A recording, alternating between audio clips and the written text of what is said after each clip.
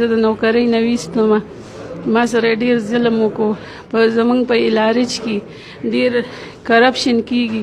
افسران چې د هغوی څه خوښه وي هغه منل کیږي او د هغوی چې څه مطالبې دي هغه کیږي او چې کم غریبانان د هغوی مطالبې نه مني او کم د هغوی دغه نه کیږي نو هغه پسې د نوکرۍ نه مباسي او په کور یې کینی او بیا ورته څه وایي جواب کې چې وکړه در سره زمونږ خبره دې نه منله.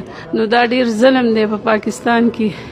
د دې ظلم تپوس دې وشي د دې غریبانانو انصاف دې دی لور کی او نور زمون هلو زما دا تاسو ته خواست وزیر اعظم صاحب ته چیف آرمیس او نور چې کوم ادارې دي چې په الارج کې کم کاتی کیږي د زنانو ذات سره کم هراسمنت کیږي د دې تپوس وکړي شي د دې معلومات وکړي او د دې څه حل وباسي.